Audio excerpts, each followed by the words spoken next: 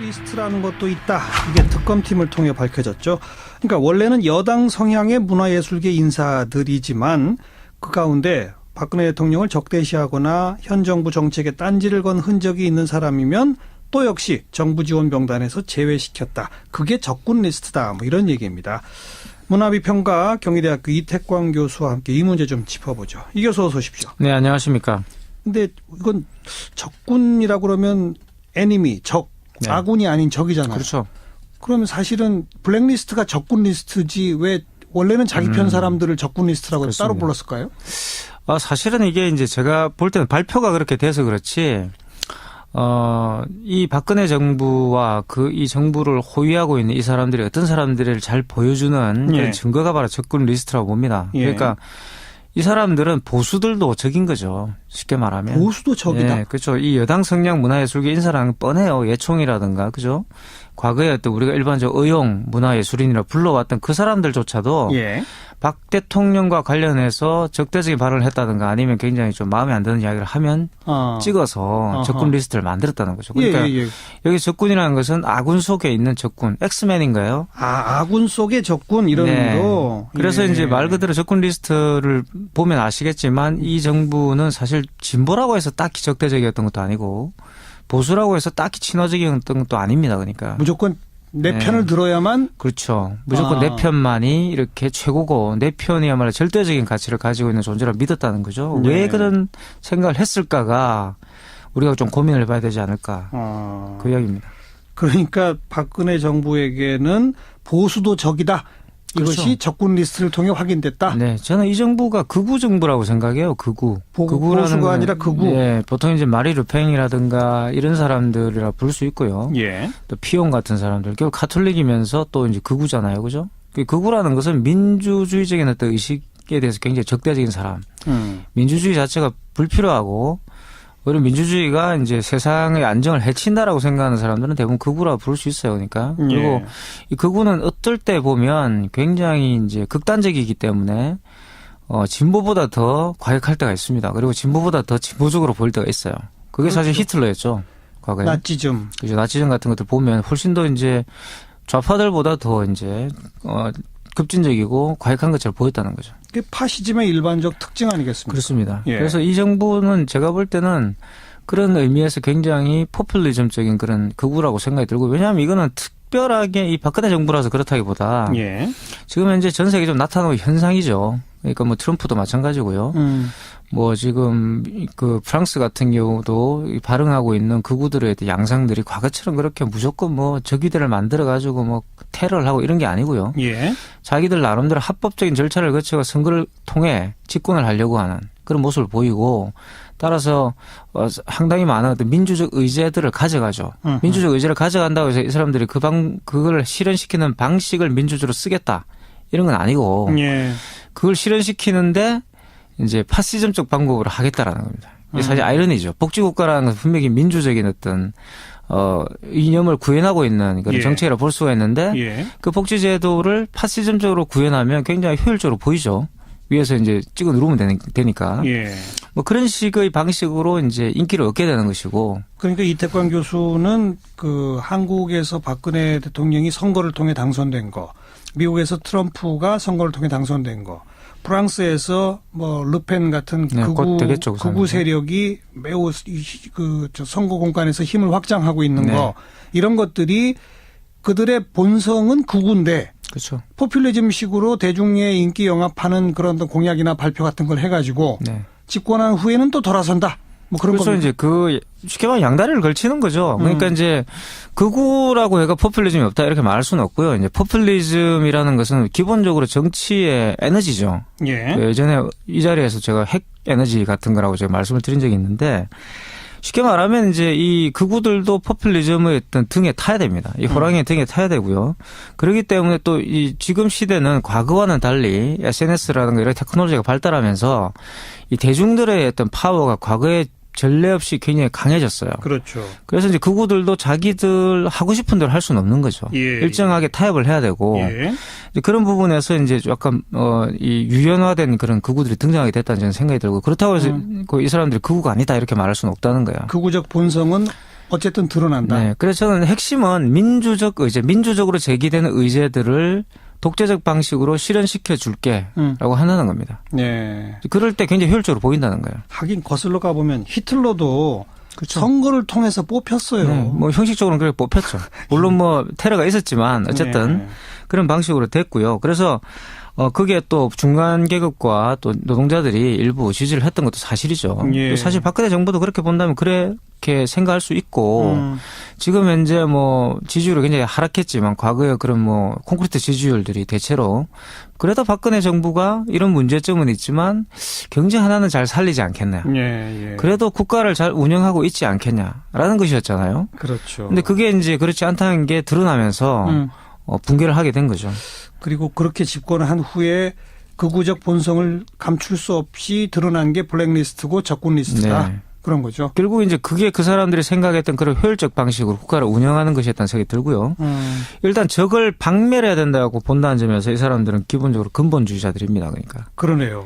뭐 이제 기본적으로 적을 박멸한다는 것은 근대에 들어서면 더 이상 이제 그런 개념 사용하지 않거든요. 공존해야 되는데. 네, 심지어 전쟁에서도 포로로 잡아서 협정을 체결해서 이렇게 뭐 여러 가지 협상을 한다 이런 방식 그리고 심지어는 그 포로들이 원하는 대로 이렇게 처리를 해준 한국 같은 방공포로 같은 경우도 마찬가지였고 예. 그 최윤 씨의 어떤 광장에 나오는 것처럼 그죠? 다른 제3국을 선택하는 경우도 있고. 그렇죠. 이제 그런 방식들을 존중해야 되는데 이분들은 그렇지 않고 과거의 어떤 냉전 세력들이 취했던 태도를 그대로 취했다고 볼 수가 있어요. 그래서 적은 박멸해야 한다. 극단적 배제의 정치. 그렇습니다. 그러니까 블랙리스트까지만 하더라도 그냥 이권 관계에 의해서 이 사람들이 이런 걸 만들었구나. 이권 관계에서 이데올로기를 이용했구나. 이런 생각이 들었었는데. 자기 편 자기들과 친하거나 보수적인 그렇습니다. 사람한테 돈 많이 몰아주고 이런 네. 걸로. 그래서 이 사람들이 어떤 보수의 어떤 지지들을 등에 업었기 때문에 일정하게 거기서 입맛을 맞추려고 했구나라는 생각을 했지만 예.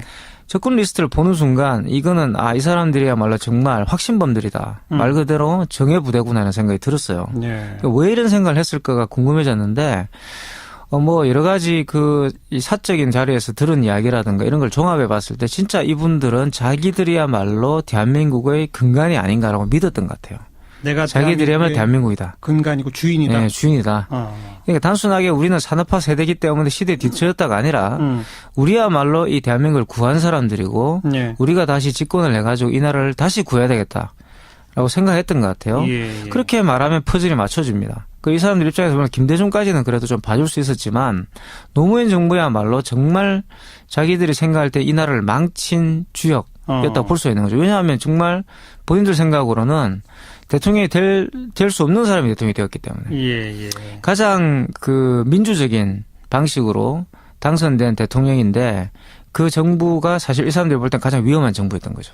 그러니까 내가 곧 대한민국의 근간이고 주인이다. 나머진 아니다. 대한민국을 망친다라고 말할 때 대한민국이 도대체 뭔 거예요? 그게 본인들이죠. 이번에 그냥 나다. 박근혜 대통령 대리 변호사가 나오셔서 그러지 않았습니까? 촛불은 민심이 아니다. 서석구 변호사. 네, 서석구 변호사 그런 말 했는데 예. 그 말이 본질이죠. 그러니까 박근혜 대통령이야말로 국민의 민심을 대변하고 있는 사람이고, 그죠? 지금 촛불 광장에 나가 있는 저 시민들은 조작에 노란한 민주노총의 어떤 그런 선동에 노란한 사람들. 이석기 석방 네. 주도 세력에 다 노란한 거다. 계산을 해보면 100만이나 200만 하지만 사실은 그 숫자도 조작됐겠지만 아무리 100만이 모인다 해봤자 대한민국 4천만 국민 중에 일부다 이렇게 생각한다는 거예요. 그럼 여론조사 지지도 이런 것도 다 조작됐다고 생각하는 거죠. 조작일까요? 아니면 다 노란한다고 생각하는 거예요? 노란한다고 생각하는 거죠. 쉽게 말하면 설령 이제 그것이 조작되지 않았다면 노란하고 있는 것이다. 라는 것이고 그래서 언제든지 반전이 있을 수 있다고 생각하는 진짜 진실로 저는 그렇게 믿는 것 같습니다. 거의 종교적 신념의 수준까지 가 있는 거 아닌가요? 아니 그게 이제 근본주의자들의 특징이죠. 그래서 이 사람들이 근본주의자구나 하는 생각이 들었고요. 그러니까 물론 이제 그 근본주의자 주변에 제가 말씀드렸던 타협 했던 사람들이 있죠. 보수임에도 불구하고 자기들이 마치 이제 친박이라고 그죠? 꽃가를 세워가지고 마치 박근혜 세력에게 뭔가 있는 것처럼 예. 그죠? 생각하도록 만든 그런 사람들이 있습니다. 그 사람들이 이른바 친박 세력이죠. 예. 그러니까 그 사람들이 어떻게 보면 이런 극우의 정체성들을 가려왔다고 저는 생각이 들어요. 많은 부분에서. 그렇게 보면 제대로 된 극우도 아닌 거 아니에요? 근데 그게 이제 제대로 된 극우라는 것은 오히려 제대로 되지 않은 극우였다면 눈치를 보고 이렇게까지 일을 망치지는 않았을 것 같아요. 오히려 이건 역설적인 이야기인데 예. 이 사람들이 믿는 그 세계관 자체가 잘못된 겁니다. 지금 보세요. 중세시대에 그런 가치관을 믿는 사람이 자본주의 사회 또는 지금 현재 21세기에 와서 타임머신을 타고 와가지고 살아간다고 생각해 보십시오. 사사건건 부딪히겠죠. 현실의 어떤 우리가 가지고 있는 민주적 가치라든가 또는 소비주의적 가치들과 사사건건 부딪힐 겁니다. 예. 지금 이런 얘기를 나누다 보니까 유진영 전 장관이 저희랑 인터뷰하고 꼭 덧붙인 말이 기억이 나는 게 김기춘 전 실장은 국가기강을 확립하기 위해서 좌파척결 이런 게 필요하다. 그렇죠. 라는 논리로 그 김영한 비망록 같은 데 보면 문화예술계 뭐 영화계 지시를 했다는 거 아닙니까? 그렇죠. 그럼 만약 그렇게 정말 당당하고 필요한 일이었다면 부인하지 말고 이건 국가를 위해 필요한 일이어서 했다라고 나서서 인정하는 게 도리 아니냐 이런 얘기를 하더라고요. 현실을 받아들이기보다는 현실을 끊임없이 부인하면서 자기들이 옳다고 생각하는 바들을 계속 정당화하는 거죠. 예. 그게 기본적 심리 상태고요. 서석구 변호사가 재판 전에 그죠? 심리 전에 기도하는 모습 이런 것들도 자기가 흔들리지 말아야 된다는 생각들이 있다는 거죠. 그런 것들이 전체적으로 본다면 굉장히 기만적이고 굉장히 거짓말하는 것처럼 보이지만 실질적으로 그 사람이 그런 어떤 생각을 자기가 믿고 있는 바를 정당화할 때는 진실한 거예요. 그 사람들 입장에서 자기가 자기 스스로 속이는 거죠. 그게 이제 어떤 제가 볼 때 심리적 기제라고 볼 수 있는데 그럼에도 불구하고 말씀하셨던 것처럼 이 모든 것들은 실질적으로 지금 현재 이 정부가 가지고 있는 문제점들을 고스란히 드러낸다고 봅니다. 대표적인 게 이 적군 리스트가 보여주고 있는 것처럼 기본적으로 이 사람들은 끊임없이 자기들이 좌파나 진보라고 간주되었던 사람들에게 국론을 분열시키지 말고 국가를 하나로 이렇게 통합시키는 그런 것에 대한 요구를 해왔어요. 좌파는 국론 분열 세력이다. 예, 국론 분열 세력이고 정치 선동을 일삼고 그렇죠. 이렇게 비난을 해왔던 분들인데 정작 이분들이야말로 선전선동의 대상으로 보고 국민들을 또 이 사람들이야말로 국론 분열 다시 말하면 리스트를 만들어 가지고 자기들이 지원할 사람들과 지원하지 않을 사람들을 분리해 가지고 분열시키는 이런 짓을 서슴지 않고 해왔다는 거죠. 그러니까 본인들이 생각하고 자기들이 옳다고 생각하고 추진해왔던 일과는 전혀 다른 결과들이 벌어졌다는 것. 알겠습니다. 그러니까 박근혜 대통령, 김기춘 비서실장, 조윤선 장관 이 정도까지는 그런 어떤 극우파적인 핵심고리다. 그렇죠. 그렇게 보신다. 그렇게 믿고 있다고 저는 생각해요. 그렇게 드러난 게 블랙리스트, 적군리스트다. 지금은 자기들은 수세에 몰려 있다고 생각하는 거죠. 알겠습니다. 여기까지 듣죠. 오늘 수고하셨습니다. 네, 감사합니다. 경희대학교 이태광 교수였습니다. 그리고 보수라고 해서 딱히 친화적인 것도 아닙니다. 그러니까 무조건 내 편을 들어야만. 그렇죠. 무조건 내 편만이 이렇게 최고고 내 편이야말로 절대적인 가치를 가지고 있는 존재라 믿었다는 거죠. 왜 그런 생각을 했을까가 우리가 좀 고민을 해봐야 되지 않을까. 그 이야기입니다. 그러니까 박근혜 정부에게는 보수도 적이다.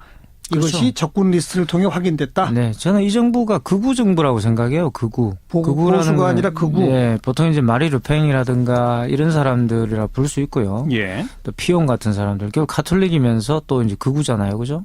극우라는 것은 민주주의적인 어떤 의식에 대해서 굉장히 적대적인 사람. 민주주의 자체가 불필요하고 오히려 민주주의가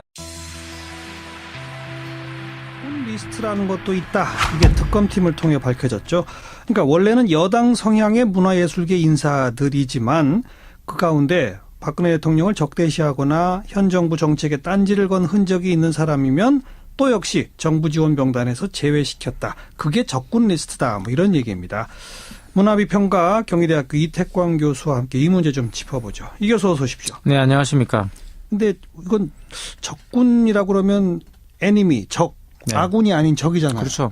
그러면 사실은 블랙리스트가 적군 리스트지 왜 원래는 자기 편 사람들을 적군 리스트라고 그렇습니다. 따로 불렀을까요?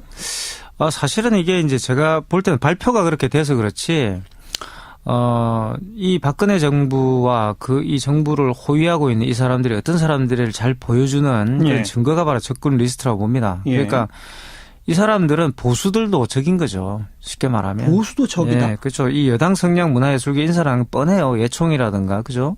과거에 어떤 우리가 일반적으로 의용 문화예술인이라 불러왔던 그 사람들조차도 박 대통령과 관련해서 적대적인 발언을 했다든가 아니면 굉장히 좀 마음에 안 드는 이야기를 하면 찍어서 적군 리스트를 만들었다는 거죠. 그러니까 여기 적군이라는 것은 아군 속에 있는 적군, 엑스맨인가요? 아군 속의 적군 이런 의미로. 그래서 이제 말 그대로 적군 리스트를 보면 아시겠지만 이 정부는 사실 진보라고 해서 딱히 적대적이었던 것도 아니에요. 이제 세상의 안정을 해친다라고 생각하는 사람들은 대부분 극우라고 부를 수 있어요. 그러니까. 그리고 이 극우는 어떨 때 보면 굉장히 이제 극단적이기 때문에 진보보다 더 과격할 때가 있습니다. 그리고 진보보다 더 진보적으로 보일 때가 있어요. 그게 사실 히틀러였죠. 과거에. 나치즘. 그죠. 나치즘 같은 것들 보면 훨씬 더 이제 좌파들보다 더 이제 급진적이고 과격한 것처럼 보였다는 거죠. 그게 파시즘의 일반적 특징 아니겠습니까? 그렇습니다. 그래서 이 정부는 제가 볼 때는 그런 의미에서 굉장히 포퓰리즘적인 그런 극우라고 생각이 들고, 왜냐하면 이거는 특별하게 이 박근혜 정부라서 그렇다기보다 지금 현재 전 세계적으로 나타나는 현상이죠. 그러니까 뭐 트럼프도 마찬가지고요. 뭐 지금 그 프랑스 같은 경우도 발응하고 있는 극우들의 양상들이 과거처럼 그렇게 무조건 뭐 적의대를 만들어 가지고 뭐 테러를 하고 이런 게 아니고요.